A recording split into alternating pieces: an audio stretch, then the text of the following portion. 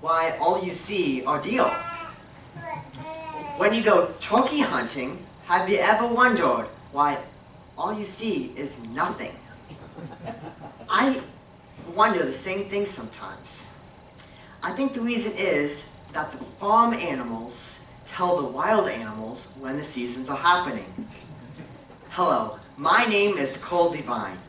This past summer, I went to the Wildlife Leadership Academy with the Pennsylvania Game Commission. It was a 5-day sleepaway camp near State College. We walked every day from 6 o'clock in the morning to 11 o'clock at night. During this week, we learned about wild turkeys, habitat and forest ecology, natural history, behavior, annual cycle, technology in the field, population and its management, hunting and predation. Predation means predators, nature observation, photography, and nature journaling. I learned so much that week at camp, and I wish I had 5 days to teach you all. But since I'm limited on time, I will only talk about a few of these topics with you. First, we will learn about the different species of wild turkeys. The most famous, most populated, the most common, and the most loved turkey is the eastern wild turkey.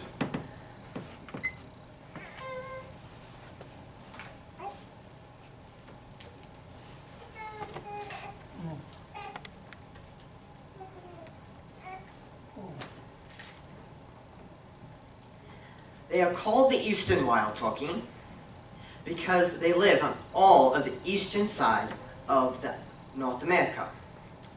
The eastern wild turkey lives in the thick forest of the Appalachian mountain range. A great eastern wild turkey habitat needs rivers and streams, oaks and grasslands, pine savannas, and wildlife openings like forest clearings, meadows, and pastures.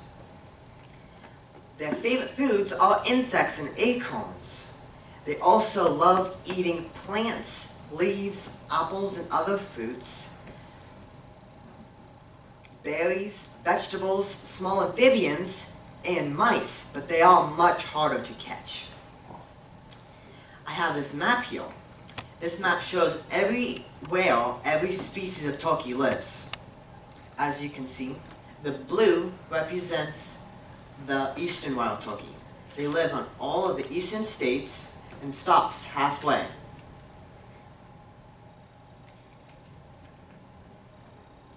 They live in the lower part of Quebec, Canada, and Ontario, Canada, and stops halfway south through the USA, right there.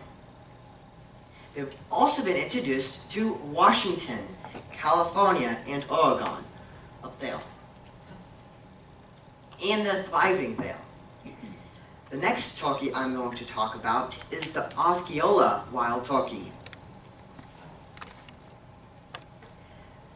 These wild turkeys are only found on the Florida Peninsula, which gives it its other name, the Florida wild turkey.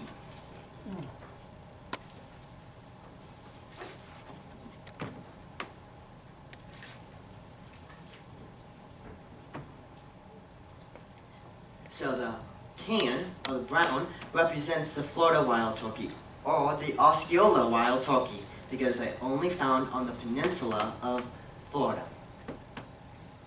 It looks a lot like the eastern wild turkey, except that their sizes are different. They tend to be leaner and longer-legged.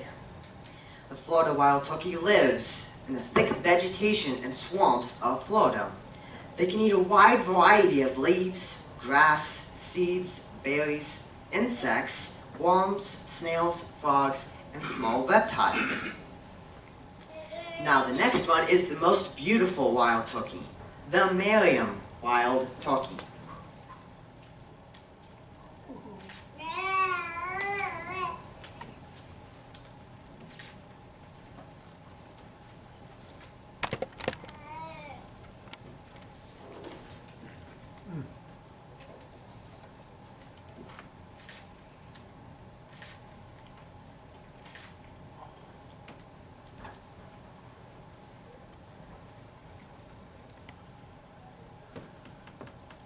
Malian wild turkey inhabits the Rocky Mountains and neighboring prairies. They need the snowy mountain slopes to blend in because they have white-tipped feathers. Malian wild turkey lives in the Rocky Mountain range of Montana, Wyoming, South Dakota, Nevada, Colorado, New Mexico, Arizona, Utah, Idaho, and Washington. The Malian wild turkey is the purple color. Clear through there. They've also been introduced to California, and they're also thriving there, up there. The Malian wild turkey closely resembles the gold wild turkey, which looks awfully similar.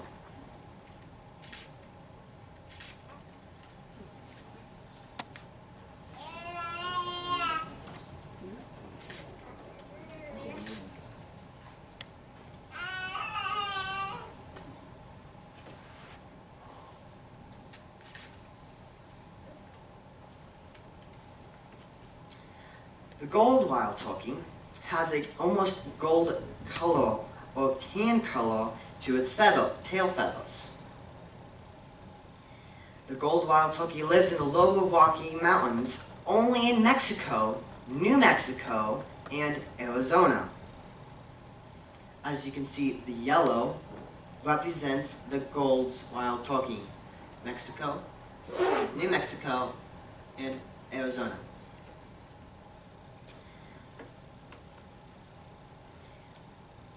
When the gold wild turkey crossed the border of Mexico, the United States of America asked if they could make them not go back to Mexico in order to make the populations grow and have a good, sustainable population in the United States. And in recent years, they have multiplied in numbers, and the populations are doing fantastic. Another wild turkey is the Rio Grande wild turkey.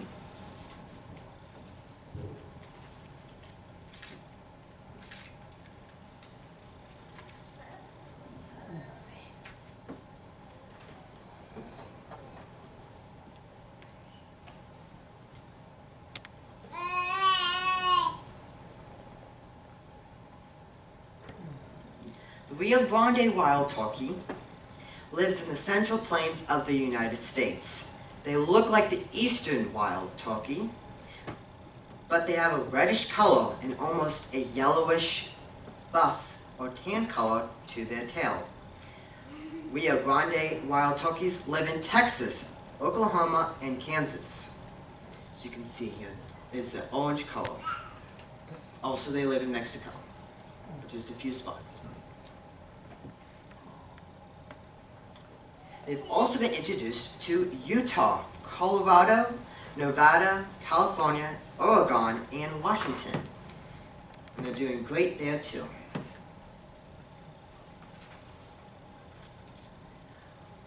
They've also been introduced in 1815 from North America as a game bird. The Rio Grande wild turkey is known as an Hawaiian bird, brought over for hunting their delicious meat. The last wild turkey is the osculated wild turkey.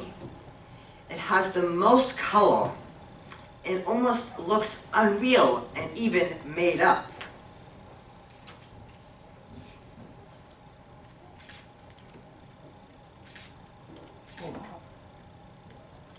Almost looks like a peacock, maybe, but is an actual real-life bird.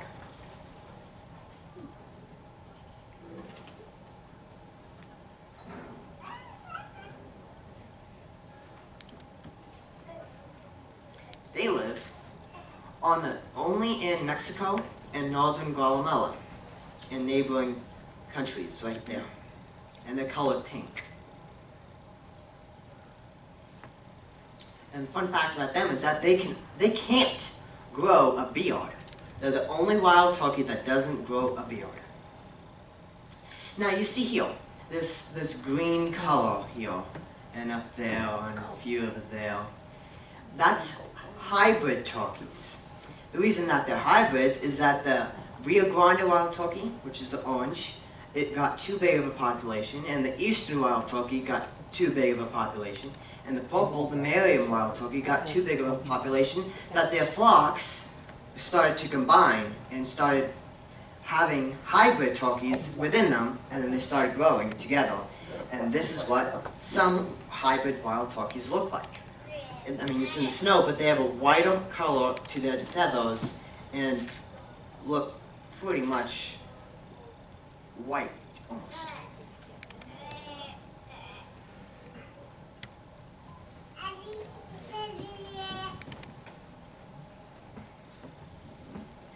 So the 7 wild turkeys I mentioned was the eastern wild turkey, the Osceola, or the Florida wild turkey, the Merriam wild turkey, the Gold wild turkey, the Rio Grande wild turkey, the osculated wild turkey, and the hybrid wild turkey. The difference between a wild turkey and a pet turkey is that a pet turkey cannot fly and rely on their feeders for food. It has been said that Native Americans, early in history, placed the eastern wild turkey into captivity and made them live with them for future food, almost like our chickens today. Turkeys can never be put back into the wild, though, after being brought into captivity, because they lose the instincts and they die, mainly due to predators or starvation. The pet turkey you buy from pet stores or farm stores today are actually hybrid turkeys. These originated from wild turkeys being brought into captivity and forced to breed with different species, making the farmer have different sizes and more meat and color for their future flocks. Now, I have a question for all of you. What U.S. state does not have wild turkeys? Yes, correct. Alaska has no wild turkeys. The reason a wild turkey cannot live in Alaska is because of its deep snow. A turkey can live the temperature. They can't survive the snow depth in order to find food. They would eventually starve to death. Also, there are a lot more predators in Alaska, and a turkey is a pretty easy meal for a hungry mountain lion, wolf, or wolverine. Now let's talk about some turkeys, species that you might find in your backyard or on an old country road. This is what an eastern wild turkey looks like. A female, which is this bottom one, is called, well, the one farther over there, is called a hen.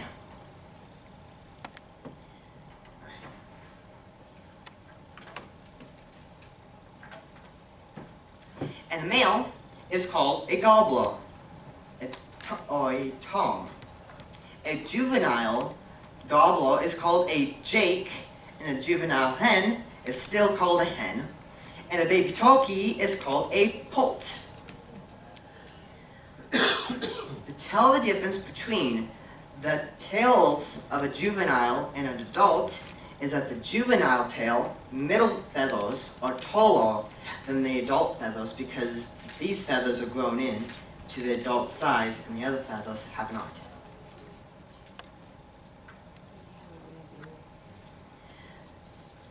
The main difference to define a male and a female, or hen and gobbler, is starting with their feet up. Now I have this leg here from my very first turkey, way over there, is a hen foot. Now, and a ruler. A gobbler's foot is over 5.5 inches. 4.5 inches, sorry, 4.5 inches, which is, that's 4.5 inches, so it's probably going to be above 4.5 inches. And a hen is only 4.5 inches or smaller. Their tarsus, which is the flesh part of their leg, is also, the hen's tarsus is 4.5 inches tall, just right there. I have a question. Yes, what's your question? Our neighbors have turkeys, but they're in my yard. But he has a big red, like a beard. Yes, that would be another way to identify them. They're not wild. He's not wild. He's in the pen, but he comes over to visit. Interesting. Yeah. Some pet turkeys can also grow beards too. Well, I don't know. I feed them. Also, the tarsus, which is the skin part, the hen is 4.5 inches, and the gobbler is usually over or at 6 inches long, which is that tall or taller. Also, the gobbler is the only bird that can grow a spur. Since this is a hen, it doesn't have a bump or a spur. Now, spurs could be just a bump, or they can be as long as a couple inches.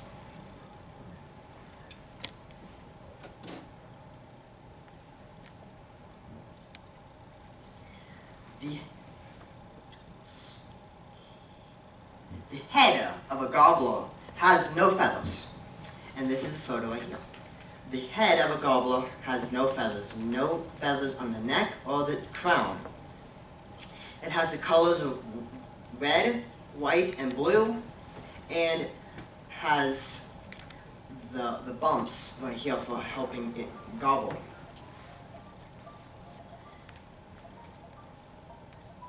The hen, it has feathers clear up to the top of its head, to the crown of its head, and the skin part of its head is colored blue, light blue.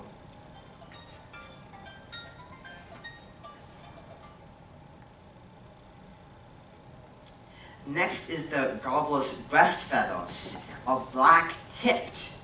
They have an overall metallic color to them, and they grow beards as long as 12 inches long. Now, when you guys leave, you guys can look on that back wall. There is a gobbler fantail and 3 beards. Oh, right here, I have a decoy of a jake, but it's going to be the same coloration of an adult gobbler because these are a spring decoy.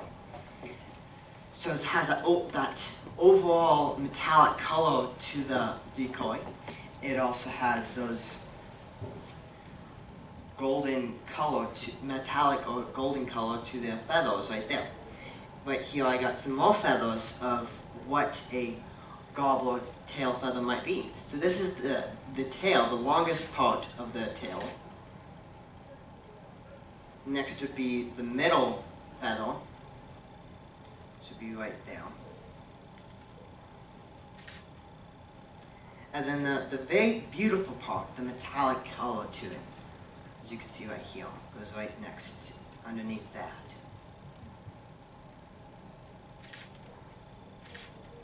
And that would go right on the back of its tail when its tail's down.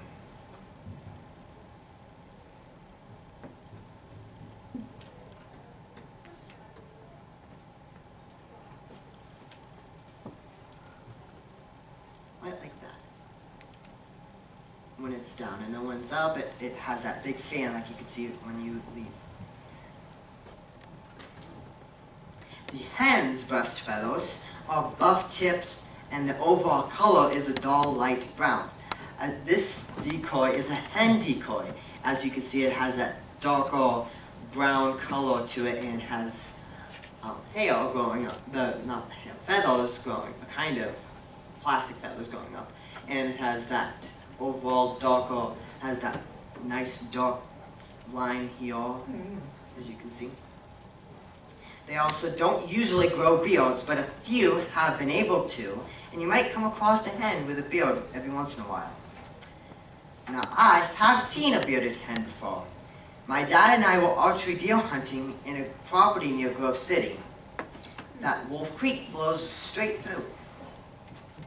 We had that property mapped out, every little thing in our minds, and we knew exactly what time the deer would pass through at the exact time of day.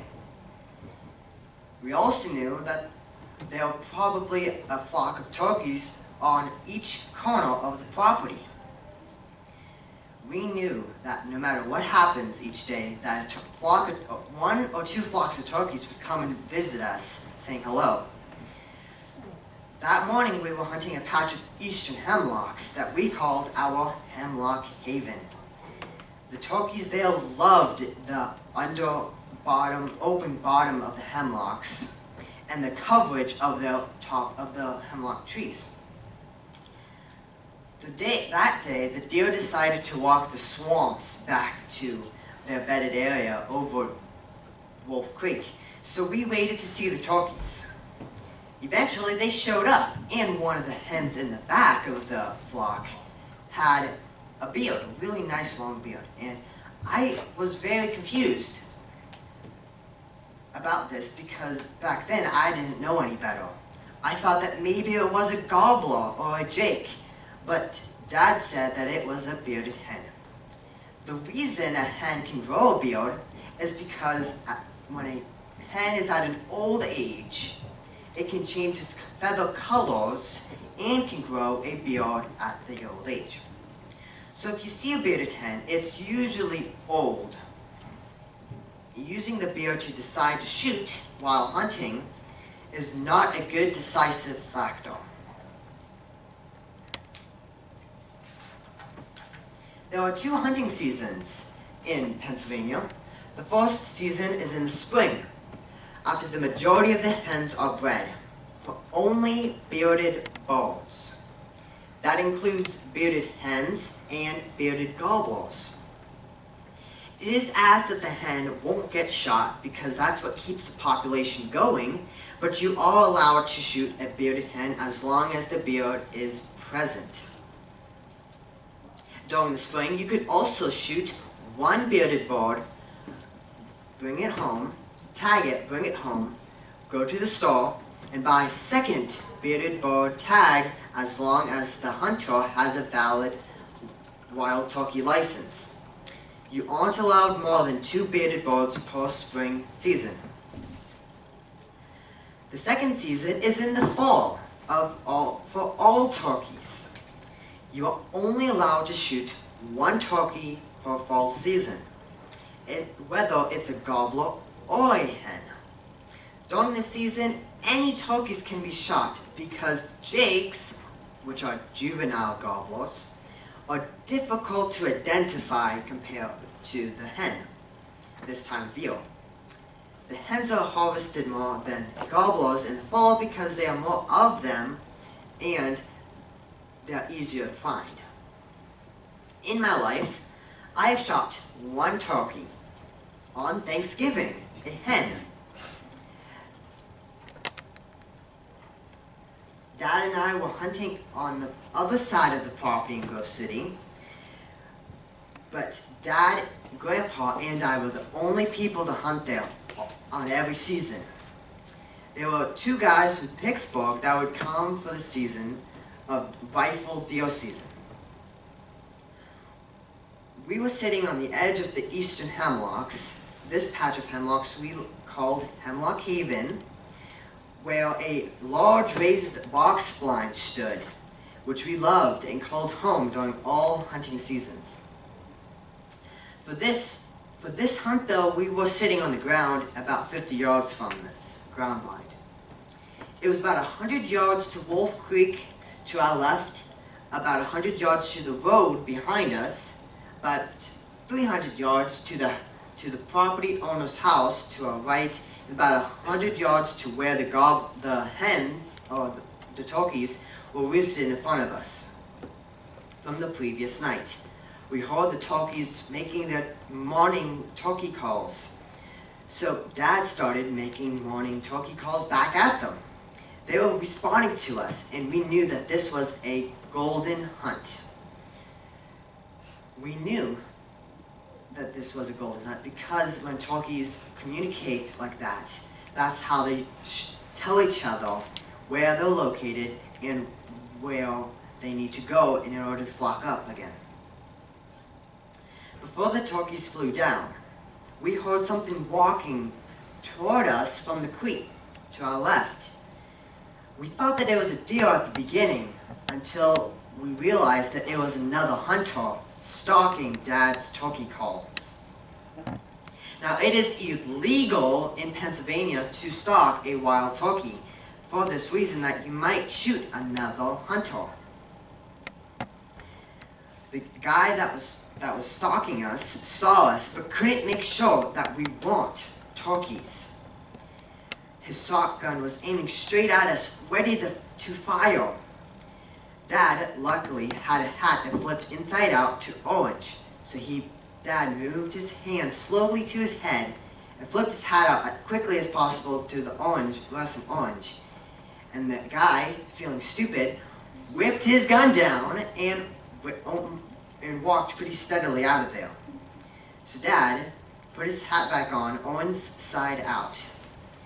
This turkeys might have seen the color of orange, but it is much better to scare the turkeys than to get shot at. The turkeys, hearing the other hunter walking and making noise, flew away from us. Dad immediately put his calls away, and we both sat down and talked about how that was illegal to stalk another hunter or to stalk a turkey. We couldn't hear any turkeys anymore, and we didn't want to call. We waited and enjoyed God's amazing woods. All of a sudden, the loud sound of a 12-gauge shotgun interrupted our time in God's creation. It was eerily quiet, not a single noise. Then all of a sudden, we heard a distant train. We both knew that there were no train tracks nearby. So, we got our shotguns set up. All of a sudden, a figure was running through the shadows. Then another and another. We took our shotguns off safety, and a whole flock of turkeys was right in front of us, stampeding straight to us. The turkeys are what was making the sound of a distant train. There were probably 15 to 20 individual birds in front of us. Dad said to shoot one that doesn't have another turkey behind it. And so I did. I shot, and then Dad shot. It was like a dream, almost like a nightmare, because the turkeys were coming at us like velociraptors, and they disappeared. It was silent.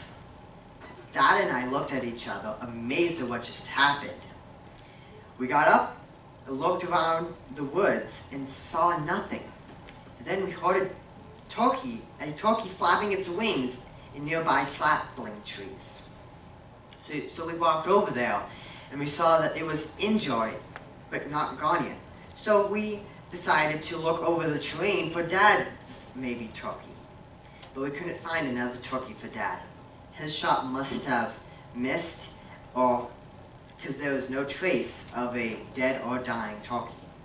We looked very hard. He completely missed. So we went over back to my turkey, but it was still alive. We couldn't figure it out. It was injured or something. But it couldn't move. So I had one more shell. I had 2 shells in me with me. So I shot it again, but it got enough energy to move a few feet after I shot. So I missed it the second shot completely, which was shocking. So I shot it again with my final and last shotgun shell of a 20-gauge shotgun, and I finally passed it along its journey. The last thing I'm going to talk about is a turkey's top defenses against predators. The turkey's eyesight is 5 times better than humans. They can see a 360-degree field of vision, and a turkey can see color and ultraviolet colors too. The only thing that denies a turkey's eyesight is that it can't see depth perception. They can also hear 4 times better than a human. Hearing allows the bird to detect a threat if its ears are being used to find food. the wild turkeys has the amazing ability to locate the source of the sound and where it's at. When they hear a noise, their immediate response is to look at the direction of the sound, allowing them to react quickly to predators or other animals. Turkey's hearing is acute, although its external ear flap, it doesn't have an external ear flap, which is the lobe of our ear, or the pinna, which is the bump right here, which concentrates sound waves. The last defense is that a turkey can fly a mile if forced to from predators, or, for example, by construction. And a wild turkey can also run 50 miles per hour at its top speed for about a few acres. A turkey would prefer to run, though, instead of flying because they are much heavy. These defenses are used for turkey predators. The turkey predator gets split into two groups: nest feeders and turkey eaters. The nest feeders are all scavengers, only looking for eggs and poults. Poults, which are baby turkeys. Turkey eaters are animals that can take down a fully grown turkey. Today, I shared with you all about turkey species, where they are located, characteristics of an eastern wild turkey, appearance differences between a hen and a gobbler, hunting seasons, and a turkey's top defenses. I hope you enjoyed my presentation. Does anyone have any questions? Yes? The hybrid turkeys, do they come in both female and hens, or are they just hens? They do. I couldn't find a photo of a Okay, gobbler. that's fine. I'll just wondering because they don't have Any other questions? Yes? Do you eat them? You can eat wild turkeys. You can also eat pet turkeys. They're really good. Aw. Yes. Yes. What side of the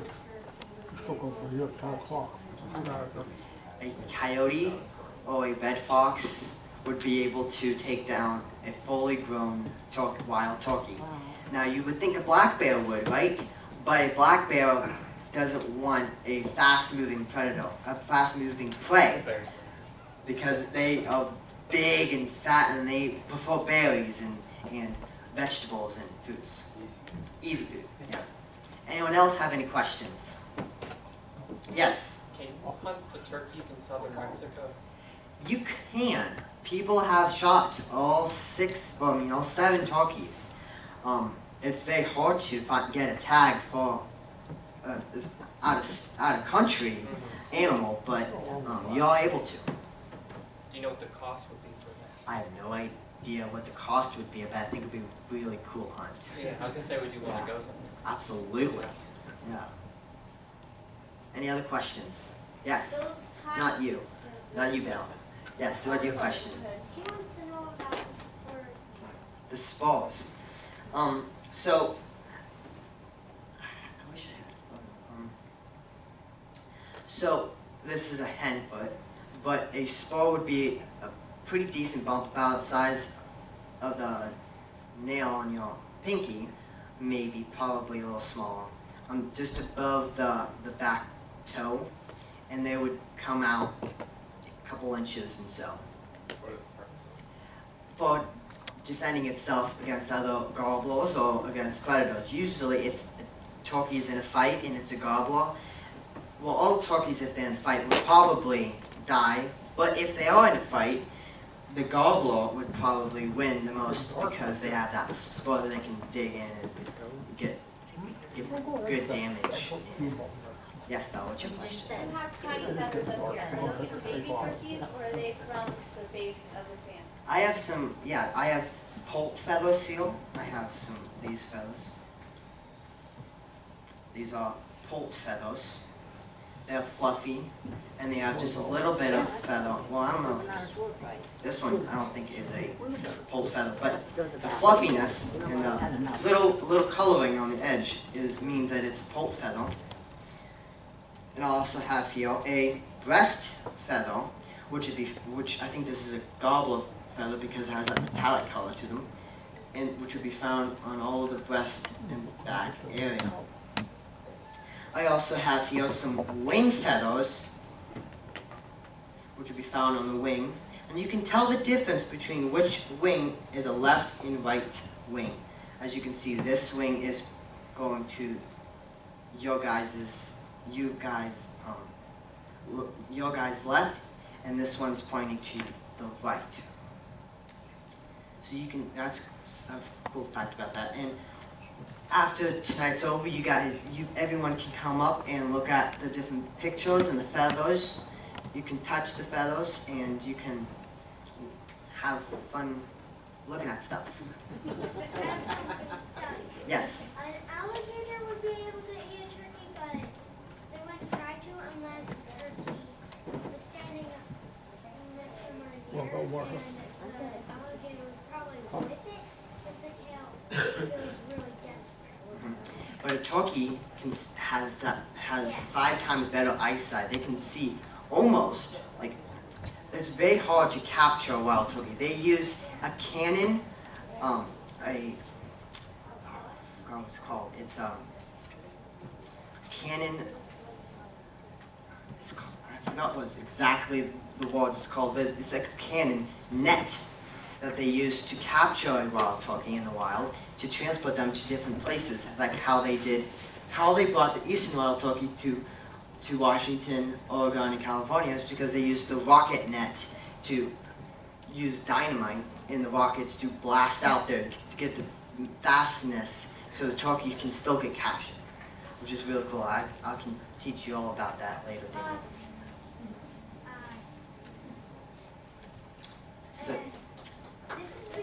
So thank you. Thank you. Thank you very much. Thank you.